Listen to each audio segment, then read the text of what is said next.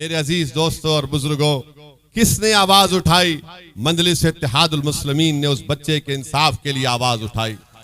CAA का कानून जब पार्लियामेंट में मोदी की जालिम सरकार उठा रही थी, बना रही थी कानून, 300 बीजेपी के एमपी के सामने मजलिस के 2 एमपीओं ने 300 बीजेपी के एमपी के सामने कहा ये CAA का कानून संविधान के खिलाफ है, हम इसको नहीं मानते, ये काला कानून है। हमने उस बिल की कॉपी को मोदी और अमित शाह की आंखों के सामने फाड़ कर उसको फेंक दिया पार्लियामेंट में।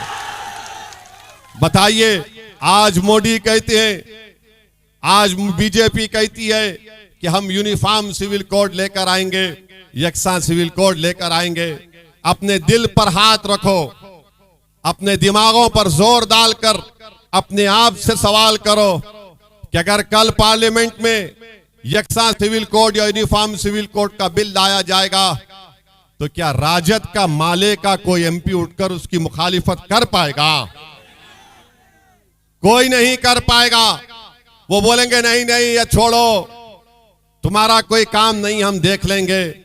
मेरे भाई, आप ताकतवर हैं मगर आपको अपनी ताकत का अंदाजा नहीं है। इसीलिए मेरी आपसे अपील है कि आप मुत्तहदा तौर पर अपने के कोर्ट का इस्तेमाल करिए। और रहा सवाल हमारे प्रधानमंत्री का, मेरे भाई, आप और हम सब लोग अपनी अम्मा के पेट से पैदा हुए ना, आप और हम सब, अम्मा ने हमको, अल्लाह ने हमको खून के खतरे से एक लुथड़ा बनाया। 9 महीने के बाद अम्मा ने हमको पेट से निकाला, हम पैदा हुए। ये वाहिद शख्स है प्रधानमंत्री जो कह रहा है कि मैं बायोलॉजिकली पैदा नहीं हुआ। ना, हंसने की बात नहीं है। उन्होंने कहा ये बात को, उन्होंने कहा इस बात को कि मैं बायोलॉजिकली पैदा नहीं हुआ।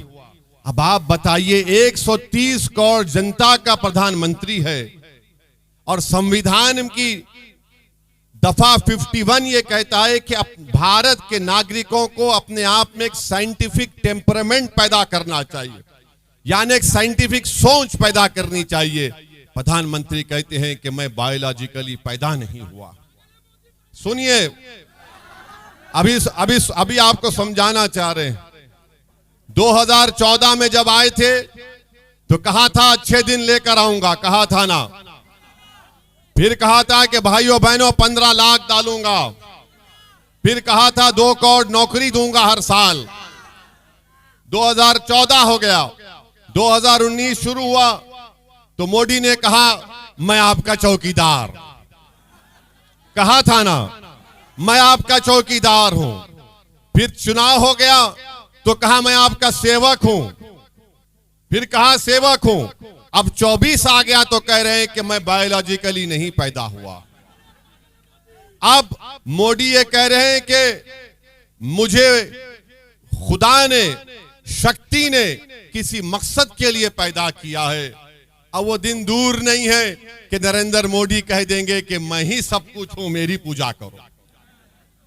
आप बताइए, नरेंद्र मोदी अगर ये कह रहे हैं कि ऊपर वाला एक शक्ति, एक मकसद के तहत उनको यहां पर पैदा किया है। मोदी जी, जब कोविड के 2 वेव हुए तो बिहार के नौजवान जो मुंबई से, दिल्ली से, हैदराबाद से, बेंगलुरु से पैदल चलकर आ रहे थे, तो क्या इसीलिए ऊपर वाले ने आपको प्रधानमंत्री बनाया था कि उनको तकलीफ पहुंचाए जाए? बताओ मोदी, जब आप कह रहे हैं कि आपको ऊपर वाले ने काम के लिए रख दिया तो आपने पूरे देश को बंद कर दिया। 130 करोड़ जनता को नरेंद्र मोदी ने चंद घंटों की भी मोहलत नहीं दी और कहा कि भाइयों बहनों लॉकडाउन होगा। देश को बंद कर दिया मोदी ने। और मोदी कहते हैं कि मैं एक शक्ति है, मुझे किस खास काम के लिए भारत में यहां पर काम करने के लिए रखा गया। मोदी जी, आप अहंकार का शिकार हो चुके हैं, आप गुरूर में डूब कर बोल रहे हैं। याद रखो, भारत एक देश है और देश बड़ा है। नरेंद्र मोदी, तुम देश से बड़े कभी थे ना कभी रहोगे इंशाअल्लाह ताला। मोदी जैसे 56 लोग आके चले जाएंगे, मगर भारत रहेगा इंशाअल्लाह ताला। भारत किसी एक शख्स का मोहताज कभी नहीं था। नेहरू आए, प्रधानमंत्री बने, तो नेहरू ने देश परेशान नहीं किया, देश की जनता ने नेहरू परेशान किया, उनको प्रधानमंत्री बनाया। इंदिरा गांधी प्रधानमंत्री बनी तो इंदिरा गांधी ने देश परेशान नहीं किया, इन देश के गरीबों ने उनको प्रधानमंत्री बनाया था। राजीव गांधी बने, सब बने, मोदी भी बने तो देश के गरीबों ने उनको प्रधानमंत्री बनाया। अब मोदी ये समझ लगे हैं कि मैं हूं तो भारत है, मैं नहीं है तो भारत नहीं है। मोदी जी आप गलत फहमी का शिकार हैं। भारत बहुत बड़ा है। और मोदी जी एक बात को सुन लीजिए, ये जमीन व आसमान को बनाने वाला खुदा है। आसमान, ये जो आसमान है मोदी जी, इसको जो शामियाना बनाने वाले का नाम खुदा है।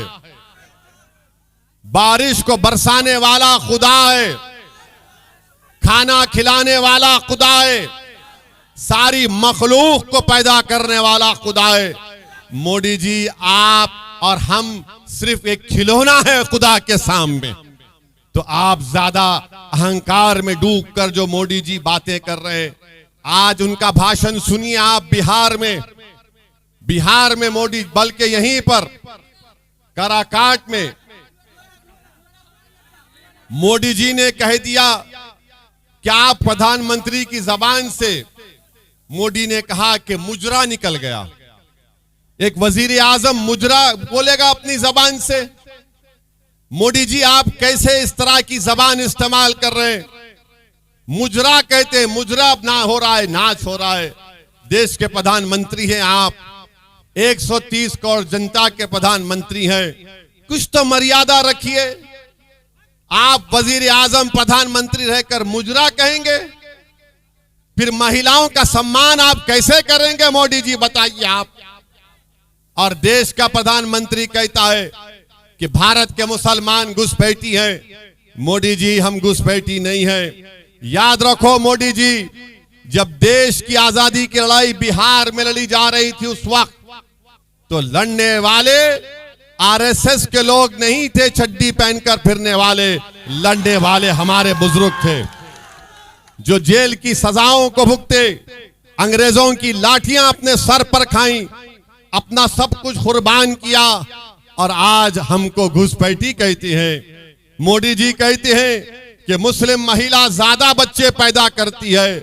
मोदी जी झूठ है ये। आपकी सरकार का डेटा कहता है कि मुस्लिम महिलाओं का TFR rate, total fertility rate बहुत ज्यादा, सबसे ज्यादा गिरा है।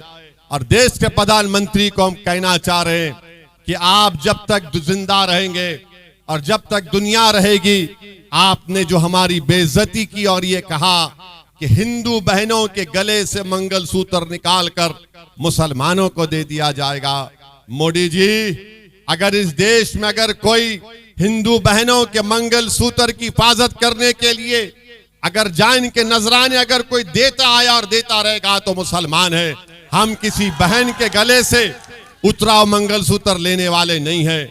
मोदी जी, क्या हमारी गीरत नहीं है? क्या हम में हमियत नहीं है? क्या हम में इज्जत नफ्स नहीं है कि कैसे तुमने हमारी बेइज्जती करने के लिए इस तरह की बकवास की? देश की जनता देख रही है, देश का वो तमाम नौजवान देख रहा है कि देश का प्रधानमंत्री क्या क्या बोले जा रहे हैं और बार बार बोल रहे हैं कि मैं आरक्षण ले लूंगा। याद रखो, बिहार के युवाओं को मैं पैगाम दे रहा हूं, जिस तरह मोदी ने आर्मी, एयरफोर्स और नेवी में अग्निवीर की स्कीम को लाए, जिसमें लाकर मोदी ने कहा कि सिर्फ 4 साल की नौकरी रहेगी, उसके बाद तुमको छोड़ना पड़ेगा भारत की आर्मी को, नेवी को और एयरफोर्स को, और तुमको सिर्फ 10 लाख या कुछ पैसे दे दिए जाएंगे। वो नौजवान जो देश की आर्मी और एयरफोर्स में जाना अपने गांव के लिए एक बाइज़ इज्जत और फख्र महसूस करता था, मोदी ने उसको 4 साल कर दिए। सुनो बिहार के नौजवानों, सुनो उत्तर प्रदेश के युवाओं, सुनो भारत के युवाओं, अगर तीसरी मर्तबा मोदी देश का प्रधानमंत्री बनेंगे तो वो सीआरपीएफ में, बीएसएफ में, रेलवे पुलिस में, आईटीबीपी में, एसएसएसबी में ये वही स्कीम को लागू करेंगे। जब देश की आर्मी में 4 साल मोदी ने ला लिए तो क्या चीज रोक सकती है मोदी को कि युवाओं से कह दो कि सीआरपीएफ में तुम जाना चाहते हो, तुम बीएसएफ में जाना चाहते हो, एसएसबी में जाना चाहते हो, रेलवे पुलिस में जाना चाहते हो, तो तुमको सिर्फ 4 साल की नौकरी मिलेगी, उसके बाद पेंशन नहीं मिलेगा, उसके बाद अगर तुम बीमार पड़ोगे तो गवर्नमेंट के खर्चे पर इलाज नहीं होगा, तुम्हारे रिटायरमेंट के बाद तुम्हारे बच्चों की शिक्षा का इंतजाम नहीं होगा। इसीलिए नौजवानों, युवाओं, मैं तुमसे अपील कर रहा हूं कि देख समझ कर अपने वोट का इस्तेमाल करो। अगर तुम बीजेपी का साथ दोगे तो तुम अपनी बर्बादी को दावत दे रहे हो। नौजवानों, अगर दोबारा तीसरी मर्तबा देश का प्रधानमंत्री मोदी बनेगा तो नौजवानों तुम्हारा मुस्तकबिल खराब हो जाएगा, तुम्हारा कोई मुस्तकबिल नहीं होगा। क्या होगा देश में कि मस्जिद और मंदिर के नाम पर लड़ाया जाए, मस्जिद और मंदिर के नाम पर लड़ाया जाए और बीजेपी उस पर अपनी रोटी सेकते रहेगी और सत्ता को हासिल करते रहेगी। इस देश में सबसे बड़ा मुद्दा हिंदू मुसलमान नफरत से ज्यादा बेरोजगारी का है, महंगाई का है। बताओ क्या हो रहा है? ना रोजगार है, ना महंगाई कम हो रही है। और मोदी जी से आप बोलेंगे तो मोदी जी बोले, अगर आप जाकर पूछेंगे बीजेपी आरएसएस मोदी से कि ओवैसी ने अपने भाषण में कहा कि बेरोजगारी बहुत बड़ा मुद्दा है, तो मोदी बोलेंगे वो लाख डाल देंगे, लाख डाल देंगे, उसको लाख डाल देंगे। मोदी जी, आपने 500 रुपए की नोट, 1000 रुपए की नोट जो गायब कर दी आपने, उसमें कई छोटे छोटे कारखाने हमेशा के लिए बंद हो गए, फैक्ट्रीज बंद हो चुकी हैं, मगर मोदी को उसकी लाख डालने की फिक्र नहीं है। मगर मोदी जी सत्ता में आने के लिए नौजवानों को ये पैगाम दे रहे हैं। तो मेरी आपसे अपील है कि आप 1 तारीख के दिन सुबह के वक्त में निकलकर अपने एक वोट का इस्तेमाल करिए। यकीनन गर्मी बहुत रहेगी, यकीनन गर्मी बहुत है, मगर मैं अपने